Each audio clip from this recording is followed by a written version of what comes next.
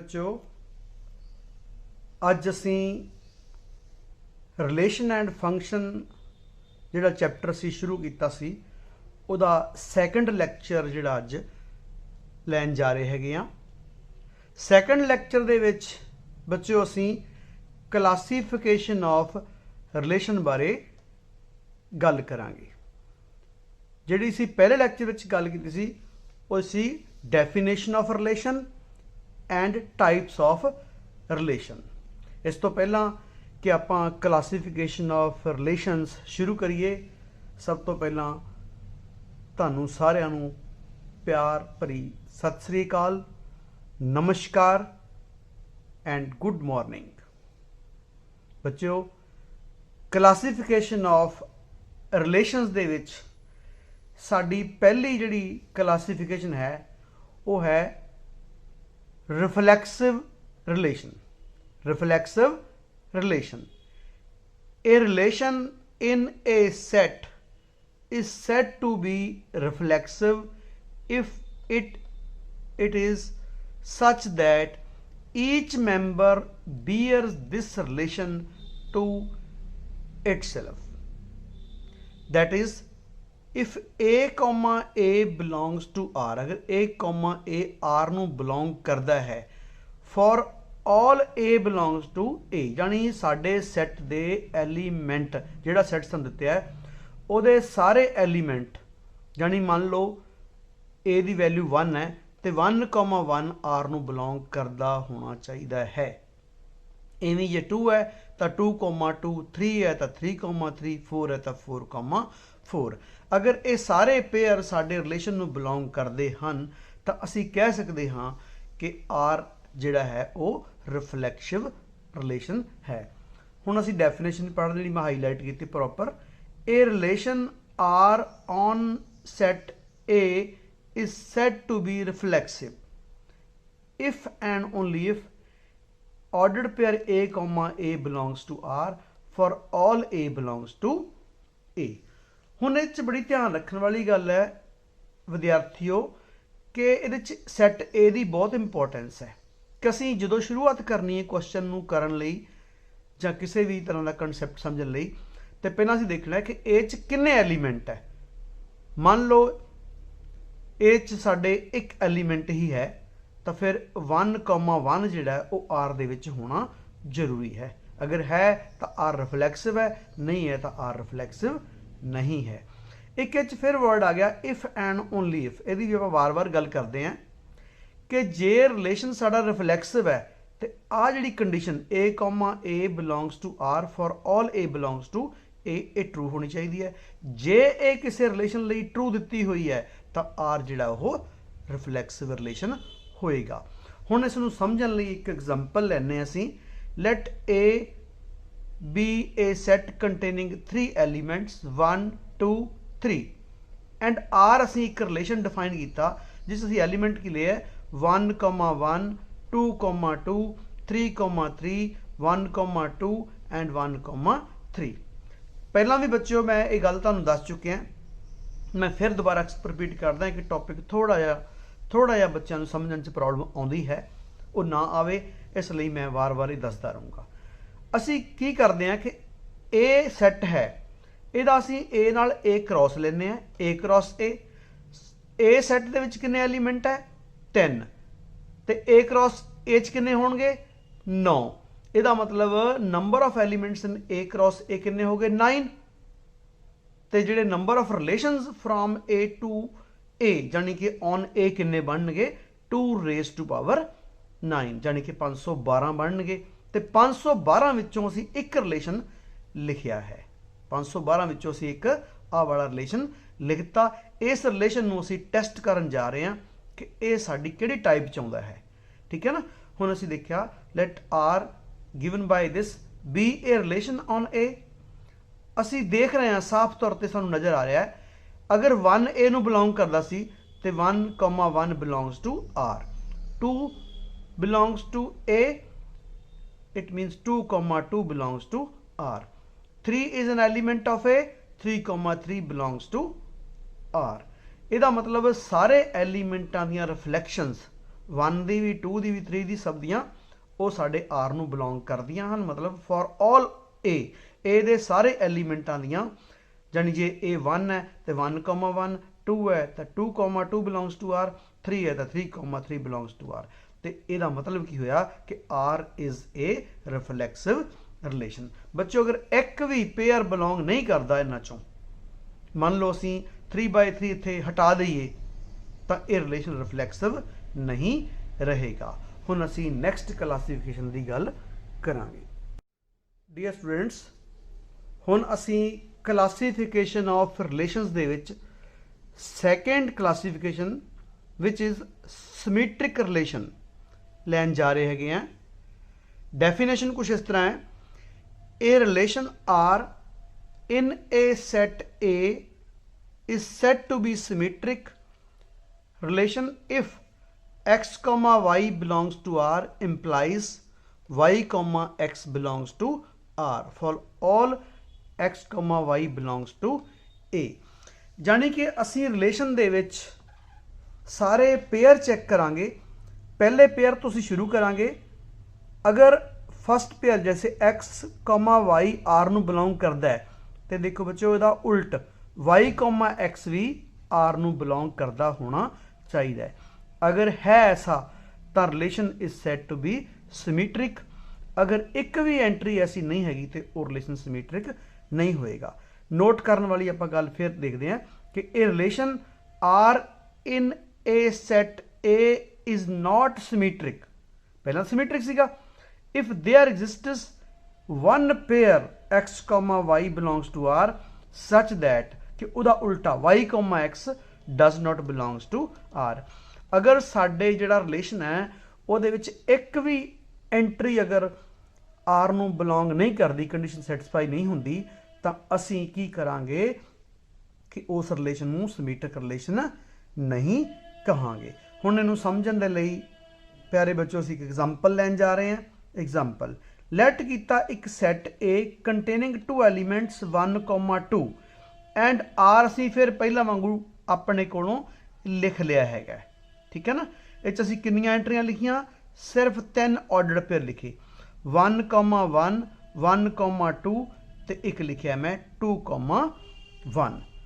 हुण असी देखते हैं क्लीयरली क्योंकि असी देखा 1,1 अगर बिलोंग करता है तो इहदा असी S1 ਨੂੰ ਇੱਧਰ ਲੈ ਜਾਵਾਂਗੇ, S ਨੂੰ ਦੂਸਰੇ ਪਾਸੇ ਤੇ ਉਹ ਵੀ 1,1 ਹੀ ਹੋਏਗਾ, ਉਹ ਵੀ ਬਿਲੋਂਗ ਕਰਦਾ ਹੈ।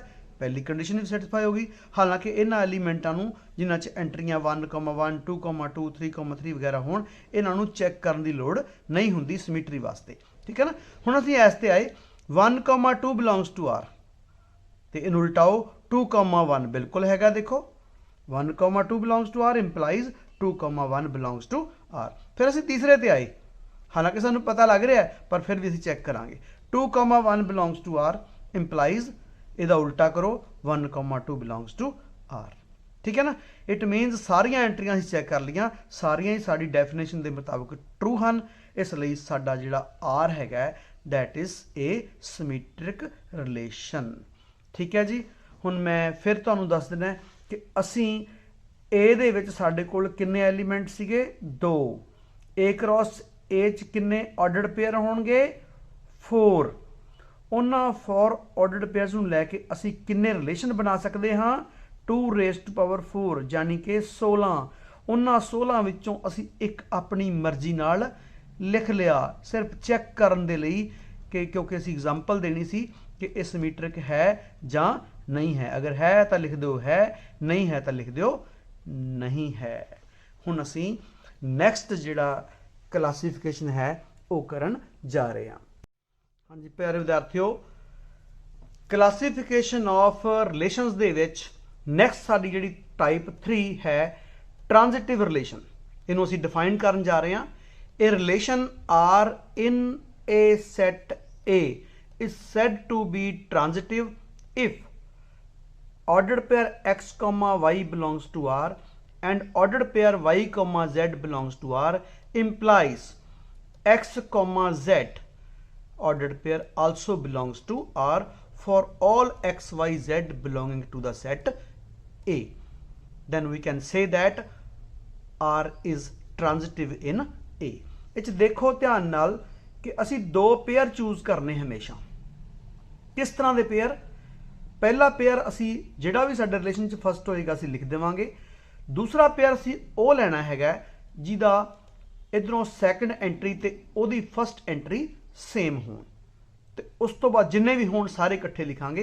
तो उस तो बाद असी चैक करांगे कि फस्ट इहदा ते इहदा जिहड़ा सैकेंड है X, Z अगर वो R दे विच लाई करदा है तो असी कहांगे कि जिहड़ा साडा रिलेशन R है वो ट्रांजिटिव रिलेशन है। तो हुण असी एक एग्जाम्पल लै रहे हैं इनू समझण दे लई। लैट कीता A is a set containing two element 1,2 ते एक रिलेशन भी डिफाइन किया R दे उत्ते, जिवें कि असीं पहलां डिफाइन करना सिखा चुके हैं उवें ही कि मैं इस सारे पेयर ले ले 1,1 1,2 2,1 2,2। एक्चुअली बच्चों मैं इत्थे लिया है कि रिलेशन यूनीवर्सल रिलेशन ले लिया है, मतलब A क्रॉस A दे सारे एलीमेंट इत्थे लिख दिते हैं। मैनूं पहला ही पता है कि ये रिलेशन रिफ्लैक्सिव भी है, ये सिमेट्रिक भी है, ये ट्रांजिटिव भी है, पर असी प्रूव करना सीखना है। तो असी हुण इनू अगे देखते हैं कि किवें चैक करनी है ट्रांजिटिविटी, क्योंकि ये थोड़ी जी गलती हो जाती कई बार। हाँ जी, पहला असी साडे रिलेशन दे विचों फस्ट एंट्री लिखांगे। फस्ट पेयर लिखिया 1,1 बिलोंग्स टू R, एंड पाके उहदे नाल सारे जिहड़े पेयर अटैच करते जिन्हां दी फस्ट एंट्री 1 होवे, सिर्फ इक्को ही सी ते मैं इनू अटैच कर दिता। फिर मैं 1,2 लिखिया 1,2 बिलोंग्स टू R, एंड पाके जिहदी सैकेंड एंट्री 2 है वो सारियां एंट्रियां इत्थे मैं लिखतियां, जिहड़ियां सी 2,1 भी सी ते 2,2 भी सी। 2,1 2,2 दोनों ही R नूं बिलोंग करदियां सी, भी आपां लिखतियां। फिर असीं थर्ड एंट्री लिखी, third entry 2,1 belongs to R, and पाके जिन्हां दी हुण फस्ट एंट्री 1 है वो लिख देनी है, यह हैगी 1,1 ते 1,2। 1,1 belongs to R, 1,2 belongs to R, ये भी मैं दोनों लिखतियां। फिर फोर्थ एंट्री ते आए 2,2 बिलोंग्स टू R, एंड पाके जिहदी फस्ट एंट्री 2 वो सारियां इहदे पिछे लिखतियां। 2 ये वाली लिखती, एक होर सीगी साडे कोल, हाँ जी ये आपां लिख चुके, ये हुण दोबारा नहीं लिखनी, ठीक है ना। ओके, तो हुण असीं चैक किया कि अगर 1,1 बिलोंग टू R है एंड 1,2 बिलोंग्स टू R है तो 1,2 R नूं बिलोंग करना चाहिए। देखो जी बिल्कुल कर रहा है, ठीक है ना। फिर 1,2 belongs to R and 2,1 belongs to R है तो 1,1 R नूं बिलोंग करना चाहिए, बिल्कुल कर रहा है जी। फिर 1,2 बिलोंग्स टू R है एंड 2,2 बिलोंग्स टू R है तो हाँ जी 1,2 भी R नूं बिलोंग करना चाहिए, बिल्कुल सही है, कर रहा है जी। फिर असीं देखा 2,1 बिलोंग्स टू R एंड 1,1 तो इधरों ड्रॉप किया 1, इधरों 1 तो यह आ गया 2,1 बिलोंग्स टू R, बिल्कुल ट्रू है जी। फिर असीं सैकेंड इहदा देखिया 2,1 belongs to R and 1,2 belongs to R, means 2,2 belongs to R, yes it is, ठीक है। फिर असीं देखा 2,2 बिलोंग्स टू R दे नाल असीं अटैच की सी 2,1 तो असीं ड्रॉप की 2 तो यह आ गया 2,1, 2,1 belongs to R, yes it is true. Hence सारियां एंट्रियां तीन असीं जिहड़े असीं दो दो करके पेयर चुके सी ते वो जिहड़े नवां पेयर बनिया सी Y दीयां वैल्यूज़ नूं ड्रॉप करके वो भी साडे सारे R दे विच बिलोंग करते हैं। इसलिए असीं कह सकते हाँ कि जिहड़ा साडा रिलेशन हैगा वो ट्रांजिटिव रिलेशन है। हुण बच्चों एक गल नोट करने वाली जी दसदा कि जिन्हां थल्ले मैं रैड लाइन लगाई हुई है 1,1 2,2 1,1 2,2 इन्हां एंट्रियां नूं सानूं चैक करने की लोड़ नहीं हैगी जदों असीं क्वेश्चन करांगे, क्योंकि ये ऑबवियसली ट्रू हुंदियां हन। तो फिर किहड़ियां एंट्रियां बचियां साडे कोल चैक करन नूं? एक ग्रीन लाइन वालियां, एक आ वाली एंट्री असीं चैक करनी हुंदी इह च ते एक ए वाली। अगर ये दोनों ट्रू है तो साडा रिलेशन जिहड़ा है वो ट्रांजिटिव होएगा, नहीं तो नहीं होएगा। अगर एक भी इह कंट्राडिक्शन आउंदी है तो असीं कहांगे रिलेशन इज़ नॉट ट्रांजिटिव। तो हुण असीं नैक्सट जिहड़ा रिलेशन लवांगे। प्यारे विद्यार्थियों, हुण असीं क्लासीफिकेशन ऑफ रिलेशनस दे विच जिहड़ी फोर्थ टाइप साडी हैगी है वो सीखण जा रहे हैं, that is equivalence relation. Definition कुछ इस तरह है, a relation R in a set A is said to be an equivalence relation if it is number 1 reflexive, number 2 symmetric, and number 3 transitive. Dear students, ਜਾਨੀ कि ਅਸੀਂ ਇਹ ਦੇਖਿਆ definition ਤੋਂ ਕਿ ਅਗਰ ਕੋਈ ਰਿਲੇਸ਼ਨ ਰਿਫਲੈਕਸਿਵ ਵੀ ਹੈ, ਸਮੀਟ੍ਰਿਕ ਵੀ ਹੈ ਅਤੇ ਟ੍ਰਾਂਜ਼ਿਟਿਵ ਵੀ ਹੈ, ਉਸ ਰਿਲੇਸ਼ਨ ਨੂੰ ਅਸੀਂ ਇਕੁਵਲੈਂਸ ਰਿਲੇਸ਼ਨ ਕਹਾਂਗੇ। ਇਹ ਜਿਹੜਾ ਕਨਸੈਪਟ ਹੈ ਇਕੁਵਲੈਂਸ ਰਿਲੇਸ਼ਨ ਦਾ, ਇਹ ਹਾਇਰ ਕਲਾਸਿਸ ਅੱਗੇ ਸਾਨੂੰ ਕੰਮ ਆਏਗਾ। ਅੱਗੇ 5th ਟਾਈਪ ਸਾਡੀ ਜਿਹੜੀ ਹੈਗੀ ਹੈ ਐਂਟੀ ਸਮੀਟ੍ਰਿਕ ਰਿਲੇਸ਼ਨ। ਕਹਿੰਦਾ ਹੈ ਵੀ ਕੋਈ relation R in a set A is said to be anti-symmetric if ਅਗਰ ਅਸੀਂ ਦੋ ਪੇਅਰ ਲਈਏ ਜਾਨੀ x, y ਵੀ R ਨੂੰ ਬਿਲੋਂਗ ਕਰਦਾ ਹੋਵੇ ਤੇ ਉਹਦਾ ਉਲਟਾ ਵੀ R ਨੂੰ ਬਿਲੋਂਗ ਕਰਦਾ, ਦੋਨਾਂ ਨੂੰ ਲਈਏ ਔਰ ਅਸੀਂ ਇਹ ਪ੍ਰੂਵ ਕਰਨ 'ਚ ਸਕਸੈਸਫੁਲ ਹੋ ਜਾਈਏ ਕਿ ਜਿਹੜੀ x ਤੇ y ਐਕਚੁਅਲੀ ਇਕੁਅਲ ਹੈ, ਤਾਂ ਇਸ ਤਰ੍ਹਾਂ ਦਾ ਰਿਲੇਸ਼ਨ ਜਿਹੜਾ ਹੋਏਗਾ, ਹਾਂਜੀ, ਉਹਨੂੰ ਅਸੀਂ ਐਂਟੀ ਸਮੀਟ੍ਰਿਕ ਰਿਲੇਸ਼ਨ ਕਹਾਂਗੇ। ਇਹ ਦੋਨੋਂ ਕਨਸੈਪਟ ਐਕਚੁਅਲੀ ਆਬਜੈਕਟਿਵ 'ਚ ਕੰਮ ਆਉਣਗੇ, ਠੀਕ ਹੈ ਨਾ। ਅੱਗੇ ਦੋ ਇੰਪੋਰਟੈਂਟ ਰਿਜ਼ਲਟ ਹੈ ਜਿਹਨੂੰ ਮੈਂ ਨੋਟ ਬਣਾ ਕੇ ਲਿਖਿਆ। Note 1, if R is an equivalence relation on set A, then R inverse is also an equivalence relation on A set A। अगर कोई R साडा equivalence relation है, जानी R रिफ्लैक्सिव भी है, सिमेट्रिक भी है, ट्रांजिटिव भी है, तो कहता उदा R इनवर्स जिहड़ा कि असीं पहलां सीख चुके हैं लिखना, वो भी की होएगा इक्वलेंस रिलेशन होएगा, जानी वो रिफ्लैक्सिव भी होएगा, सिमेट्रिक भी होएगा, ट्रांजिटिव भी होएगा। सैकेंड रिजल्ट जिहड़ा है that is the intersection of two equivalence relations on a set A is an equivalence relation on A। जानी कि अगर साडे कोले कोई दो मान लो R1 ते R2 दो रिलेशन होन ते उन्हां दी इंटरसेक्शन जिहड़ी है, ठीक है ना, वो भी कहंदा की होएगी इक्वलेंस रिलेशन होएगी, यानी R1 intersection R2 is also an equivalence relation. ये सारे कॉन्सैप्ट जिहड़े ना सानू ज़्यादातर ऑब्जेक्टिव च काम आने हैगे है। तो हुण असीं अगे चलते हैगे हैं। हाँ जी बच्चों, हुण असीं क्वेश्चन नंबर 1 लैन जा रहे हैं जो असीं ऊपर सीख चुके हैं, उहदे नाल संबंधित।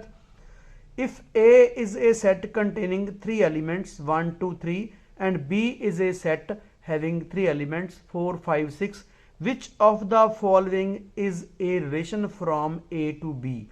R1, first part, R1 having pair as 1, 6, 3, 4, 5, 2, or R2 is equal to a set containing 4 entries, 4 ordered pairs 1, 5, 2, 6, 3, 4 and 3, 6। असीं हुण चेक करांगे कि R1 ਜਾਂ R2 की दोनों ही रिलेशन ਹਨ ਜਾਂ नहीं ਹਨ। हाँ जी, हुण असीं सानू डेफिनेशन पता है बच्चों कि अगर R1 साडा A क्रॉस B का सबसैट है ਤਾਂ ਅਸੀਂ कह सकते हैं कि R1 is a relation from A to B। अगर नहीं सबसैट तो लिख देंगे because R1 is not a सबसैट of A cross B, therefore R1 is not a relation from A to B। हुण असीं देखते हैं कि पहला असीं की कैलकुलेट करांगे इसदे लई A क्रॉस B, यानी Cartesian product of A and B। इत्थे असीं A की वैल्यू लिखती एज ए सैट तो B भी एज ए सैट असीं लिखता। हुण असीं इहदे पेयर्स बनाए, सानूं पता इहदे 9 पेयर आने हैं क्योंकि 3 इहदे च है और 3 नहीं, 3 ते 9 पेयर्स ये चाहणगे 1, 4, 1, 5, 1, 6। देखो 1, 4, 1, 5, 1, 6, फिर 2, 4, 2, 4, 2, 5, 2, 5, 2, 6, 2, 6, फिर 3, 4, 3, 4, 3, 5, 3, 5, 3, 6, 3, 6। ये 9 पेयर 1 2 3 4 5 6 7 8 9 पेयर साडे आ चुके हैं। हुण असीं R1 देखिया, R1 विच की है साडा 1, 6 belongs to R1, 1, 6 also belongs to A cross B, true हो गया जी। फिर 3, 4 बिलोंग्स टू R1, 3, 4 इहदे विच है जी आ पिया, 3, 4 also belongs to A cross B। it also belongs to R1. हाँ जी 5,2 belongs to R1 but 5,2 doesn't belongs to A cross B because R1 क्योंकि एक भी एंट्री अगर बिलोंग नहीं करती तो ਅਸੀਂ ਕਹਾਂਗੇ R1 is not a subset of A cross B therefore R1 is not a relation from A to B। ਹੁਣ ਤੁਹਾਡੇ ਮਾਈਂਡ 'ਚ ਆ ਰਹੂਗੀ ਕਿ ਸਾਰੇ ਤਾਂ ਵੈਸੇ ਹੀ ਪਤਾ ਲੱਗਦਾ ਪਿਆ ਸੀ ਕਿਉਂ क्योंकि साढ़े ए सैट च फस्ट एंट्री 5 किते है ही नहीं ये तो असीं इत्थों ही दस सकते सी कि जिहड़ा साडा 5 हैगा क्योंकि 5 इधर है ही नहीं इस करके 5,2 तो उधर 2 है नहीं साडा बीच इस करके आ एंट्री तो साडी ए क्रॉस बीच होएगी ही नहीं पक्का ही नहीं होएगी इस करके इस जबानी जवाब दे सकते सी बिल्कुल देना जबानी क्योंकि अगर ये 1 मार्क्स क्वेश्चन आता तो असीं एवें वेखांगे अगर सानू ये आउंदा है 2 मार्क्स तो फिर असीं इहनूं एक्सप्लेन करांगे जी।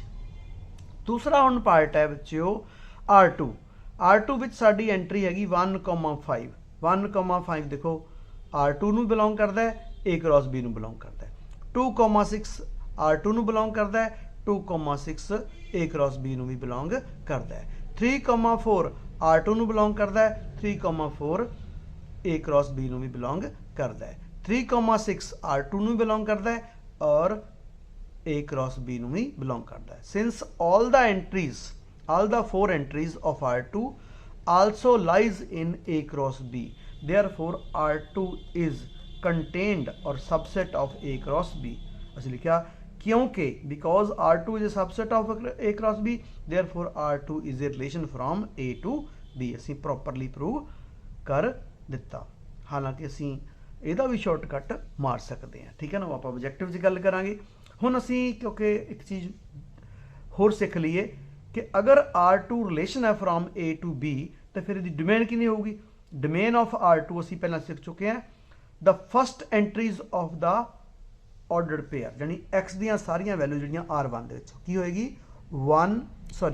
2 ਦਾ ਲਿਖਣਾ ਹੈ 1 2 3 3 ਅਸੀਂ 3 दोबारा नहीं लिखांगे ये आ गया 1,2,3 which is equal to actually A ਇਹਦਾ मतलब डोमेन ऑफ R2 की इक्वल आ गई ए दे ही इक्वल आ गई। हुण ਅਸੀਂ लिखांगे the range of R2 is the values of y ਦੀਆਂ वैल्यूज ਵਿੱਚ ਕੀ ਹੈ 5 6 4 6 ਸਾਡੇ ਕੋਲ डिस्टिंक्ट ਕਿਹੜੀਆਂ 4 5 6 ਅਸੀਂ 4 5 6 ਇੱਥੇ ਲਿਖਤਾ ਇਹ ਐਕਚੁਅਲੀ ਕਿਹਦੇ ਇਕੁਅਲ ਆ ਗਿਆ b ਦੇ ਇਕੁਅਲ ਆ ਗਿਆ ਜੀ। ਸਾਡੀ ਰੇਂਜ ਜਿਹੜੀ ਹੈ of R2 is equal to B ਆ ਗਈ। ਤੇ ਬੱਚੋ ਮੈਨੂੰ ਯਕੀਨ ਹੈ ਕਿ ਤੁਹਾਨੂੰ ਅੱਜ ਦਾ ਲੈਕਚਰ ਵਧੀਆ ਲੱਗਿਆ ਹੋਵੇਗਾ। ਜੇ ਕੋਈ ਤੁਹਾਡੀ ਕੁਐਰੀ ਹੋਵੇ ਨਾ ਕੋਈ ਕੁਐਸਚਨ ਤੁਹਾਨੂੰ ਸਮਝ ਨਹੀਂ ਆ ਰਿਹਾ ਜਾਂ ਕਲਾਸ ਦੇ ਵਿੱਚ ਜਾਂ ਘਰ ਤੇ ਤੁਸੀਂ ਉਹ ਮੈਨੂੰ WhatsApp ਕਰ ਸਕਦੇ ਹੋ ਤੇ ਉਹ ਅਸੀਂ ਕੋਸ਼ਿਸ਼ ਕਰਾਂਗੇ ਕਿ ਹਰ ਸੈਚਰਡੇ ਤੁਹਾਡੇ ਜਿਹੜੀਆਂ ਪ੍ਰੋਬਲਮਸ ਜਿਹੜੀਆਂ ਉਹਨਾਂ ਦੀ ਵੀਡੀਓ ਬਣਾ ਕੇ ਉਹ ਅਪਲੋਡ ਕਰ ਦਈਏ ਕਿਉਂਕਿ ਤੁਸੀਂ ਸੰਡੇ ਮੰਡੇ ਤੁਸੀਂ ਪੜ੍ਹੋਗੇ ਜਾਂ ਜਿਹੜੇ ਵੀ ਦਿਨ ਤਾਂ ਉਹ ਜਿਹੜੇ ਵੀ ਤੁਹਾਡੀਆਂ ਕੁਐਰੀਜ਼ ਹੋਣਗੀਆਂ ਉਹ ਸੈਚਰਡੇ ਅਸੀਂ ਸਾਰੀ ਟੋਟਲ ਸਾਰੇ ਬੱਚਿਆਂ ਦੀ ਵੀਡੀਓ ਬਣਾ ਕੇ ਉਹ ਤੁਹਾਡੇ ਕੁਐਸਚਨਾਂ ਦੇ ਜਵਾਬ ਦੇ ਕੇ ਤੁਹਾਨੂੰ ਅਪਲੋਡ ਉਹ YouTube ਤੇ ਕਰ ਦਿਆਂਗੇ। ਤੇ ਤੁਸੀਂ ਮੇਰੇ ਲੈਕਚਰ ਨੂੰ ਸੁਣਿਆ ਦੇਖਿਆ ਉਮੀਦ ਹੈ ਕਿ ਤੁਹਾਨੂੰ ਪਸੰਦ ਆਇਆ ਹੋਵੇਗਾ। ਬੱਚਿਓ ਇਸ ਦੇ ਲਈ ਤੁਹਾਡਾ ਬਹੁਤ ਬਹੁਤ ਧੰਨਵਾਦ ਥੈਂਕ ਯੂ। ਇਹਦੇ ਨਾਲ ਹੀ ਸਾਡਾ ਅੱਜ ਦਾ ਜਿਹੜਾ second lecture C relation and function ਦੇ ਉੱਤੇ ਉਹ ਖਤਮ ਹੁੰਦਾ ਹੈ। ਬਹੁਤ ਬਹੁਤ ਤੁਹਾਡਾ ਧੰਨਵਾਦ।